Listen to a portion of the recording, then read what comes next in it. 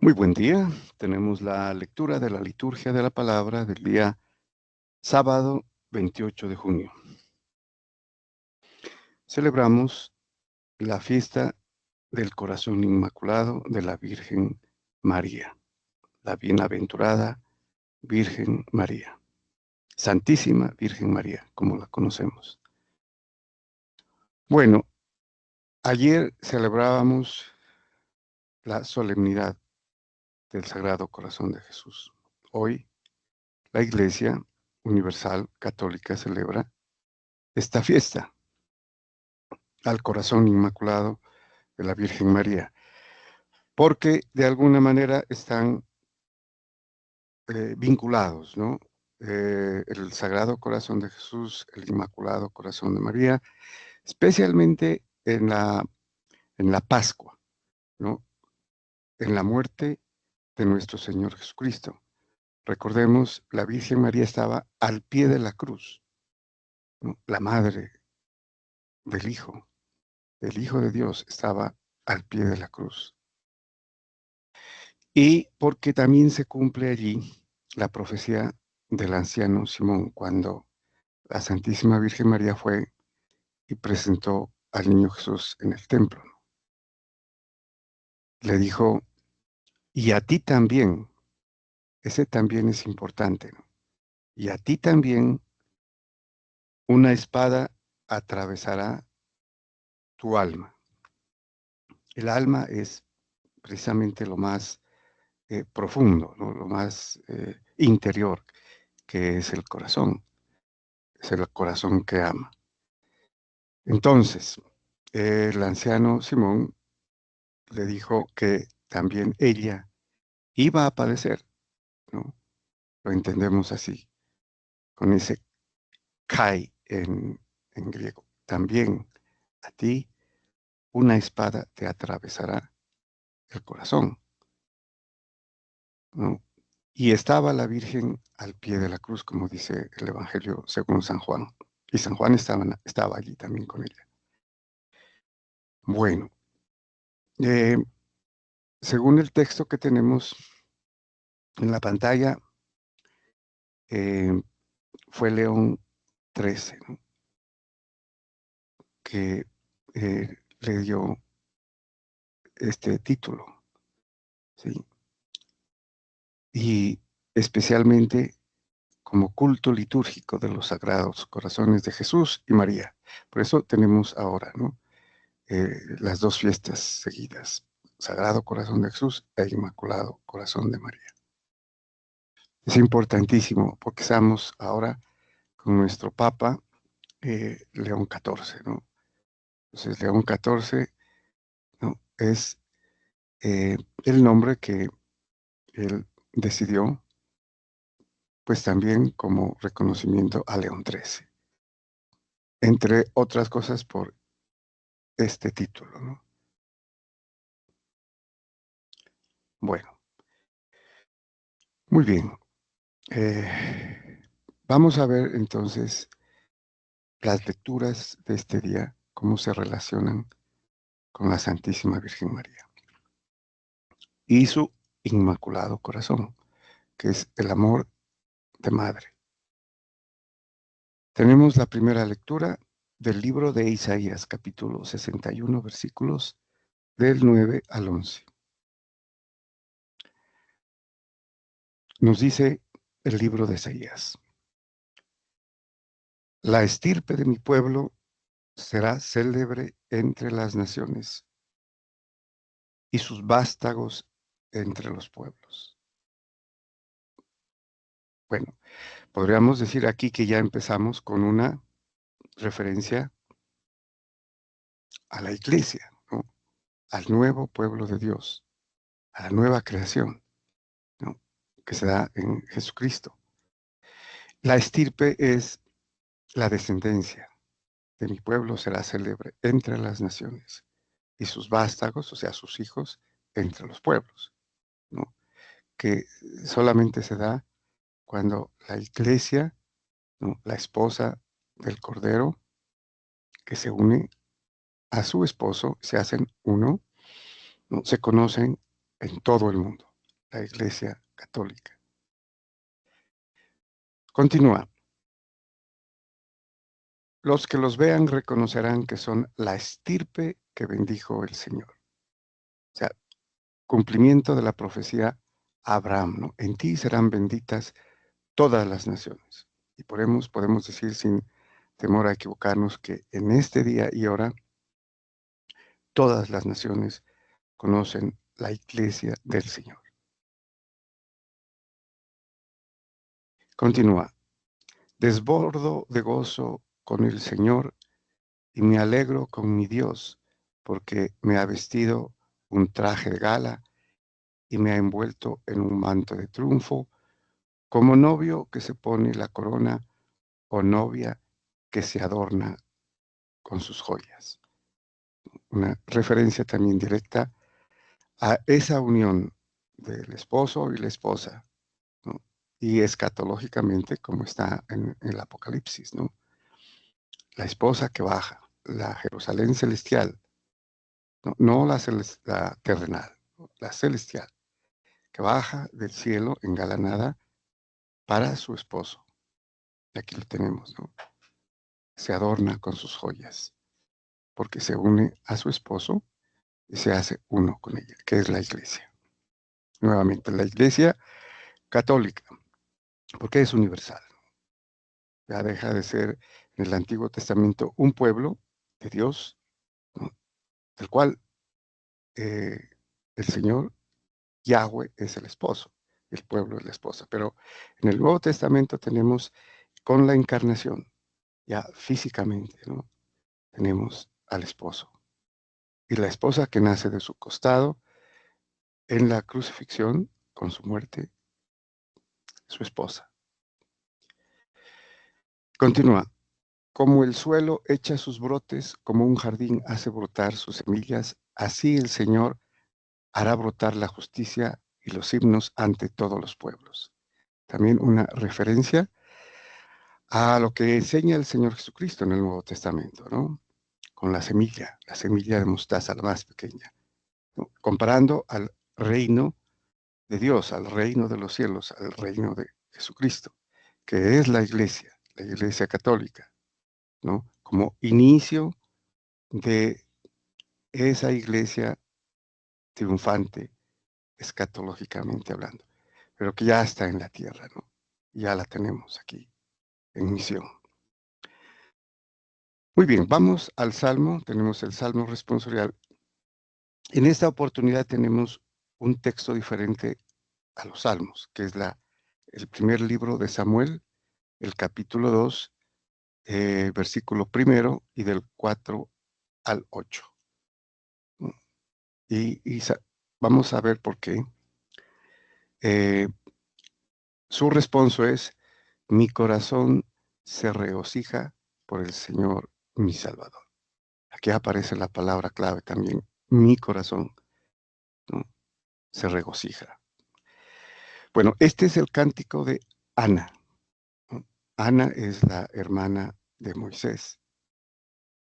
Y esto obviamente sucede para cantarle a las maravillas que ha hecho el Señor por su pueblo, sacándolo de Egipto, pasando ya a ser un pueblo libre, libre de la esclavitud de Egipto. Y vamos a ver también interesantemente que tiene unos matices muy relacionados con el Magnificat de María, ¿no? Entonces aquí Ana canta y se relaciona con lo que en el Nuevo Testamento, Ana en el Antiguo Testamento, su canto, muy vinculado al canto de María, el Magnificat en el Nuevo Testamento, la nueva creación.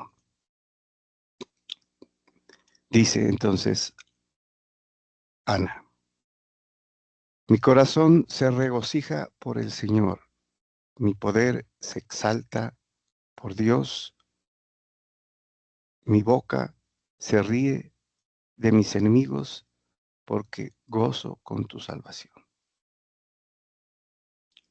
Es muy importante, ¿no? releer el Magnificat, porque tenemos aquí frases alusivas, ¿no? A lo que dirá María, o dice María en el Nuevo Testamento, inmediatamente después de la visitación, ¿no? A su prima Santa Isabel. Continúa el salmista, perdón, continúa Samuel, el profeta. Se rompen los arcos de los valientes, mientras los cobardes se ciñen de valor, los hartos se contratan por el pan, mientras los hambrientos engordan, la mujer estéril da a luz 7 hijos, mientras la madre de muchos queda baldía.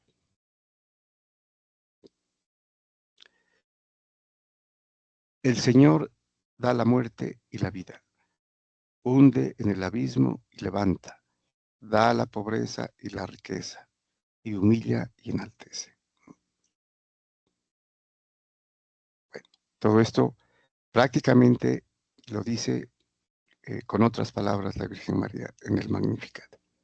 Especialmente esta estrofa, ¿no? Estos versos.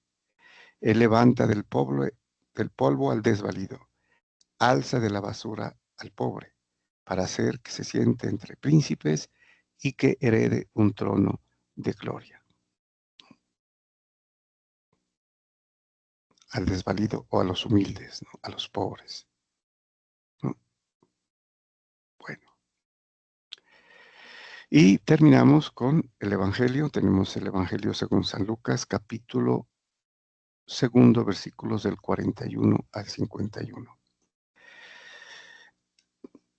El título, ¿no? Temático del Evangelio.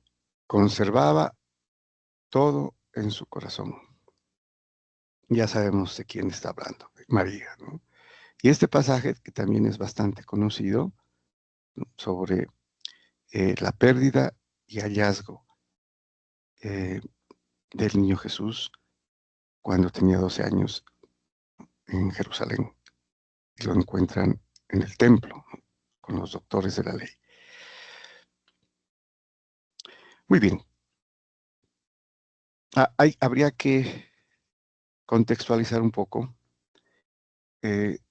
Todo varón tenía que obligatoriamente ir a Jerusalén, estuviera donde estuviera, en las fiestas principales, las 3 fiestas principales, la Pascua, Pentecostés y Tabernáculos, ¿no? Y viajaban, obviamente, en caravana, llegaban al templo, a la liturgia, ¿no? Todos los actos que se celebraban, tanto en la Pascua como en Pentecostés y en la fiesta de los tabernáculos, o enramadas, que se llamaba también. Eh, Nos dice entonces San Lucas. Los padres de Jesús solían ir cada año a Jerusalén por las fiestas de Pascua. Entonces la fiesta de Pascua era insalvable, ¿no? Podían perderse Pentecostés y tabernáculos, pero la Pascua era definitivamente obligatoria. Cuando Jesús cumplió 12 años, subieron a la fiesta según la costumbre, y cuando terminó se volvieron. ¿No? Aquí habla los padres de Jesús, ¿no? O sea, José y María. Y interesante el dato, dice, solían ir cada año, o sea, cada año.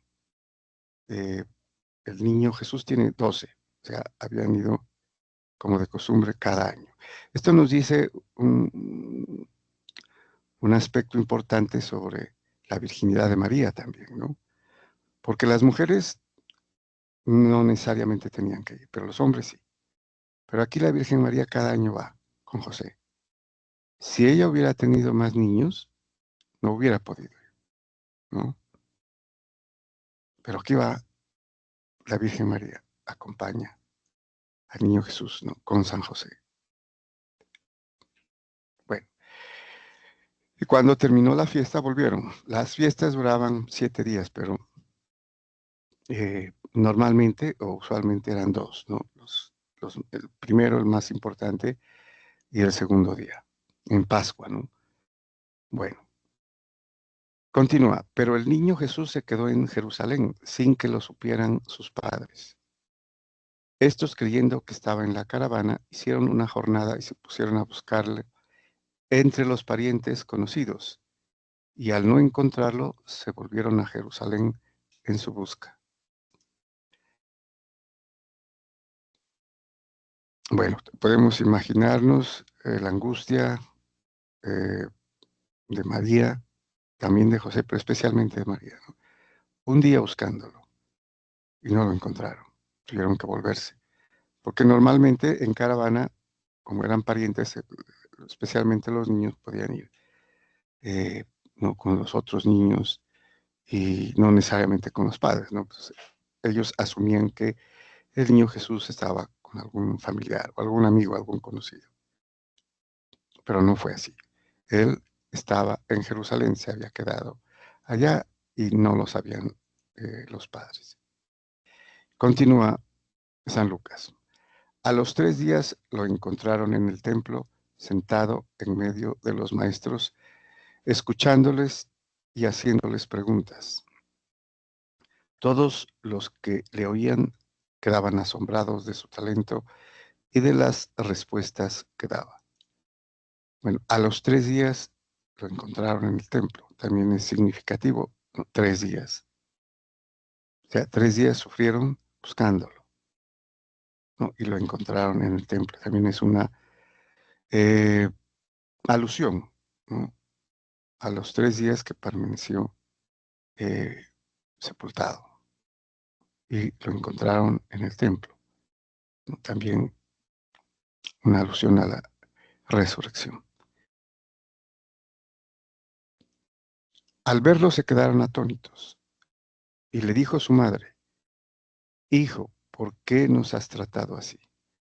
Mira que tu padre y yo te buscamos angustiados. Bueno, estas son las pocas instancias en las que la Santísima Virgen María dice algo, ¿no? Es muy poco lo que dice, ¿no? Por eso hay alguna obra, especialmente recuerdo la del padre Ignacio Larrañaga, El silencio de María, ¿no? Estupenda obra, porque la Virgen María muy poco habla, ¿no? Pero cuando habla expresa profundamente, ¿no? El significado, que es obviamente para analizarse. Bueno, él les contestó: ¿y por qué me buscaban? ¿No sabían que yo debía estar en la casa de mi padre?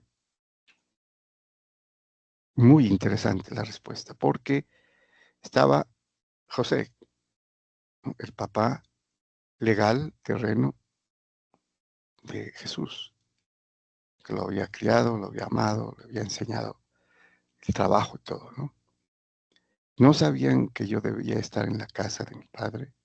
Esta es una declaración prácticamente la divinidad del niño Jesús, el templo, la casa de mi padre. En otras versiones dice, en las cosas de mi padre, o en los asuntos de mi padre. Por eso a continuación dice San Lucas, pero ellos no comprendieron lo que quería decir, porque se estaba refiriendo a su padre de naturaleza divina, ¿no? Padre Dios. Bueno, y termina, él bajó con ellos a Nazaret y siguió bajo su autoridad. Siguió sometido a sus padres, en otras versiones. Entonces, en esta edad ya les hace conocer su misión, a pesar de que no lo entendieron. Luego lo entenderán, ¿no? Su madre conservaba todo esto en su corazón. Aquí está el corazón de María. Ella no lo entendió en ese momento, pero lo creyó y lo conservaba y meditaba las palabras de su hijo con amor, que es precisamente el corazón, ¿no? Que simboliza la oración desde lo más íntimo del ser. Guardaba todo esto en su corazón y lo amaba, ¿no? Así no hubiera entendido, pero sabía que era verdad. Muy bien, muchas gracias y bendiciones.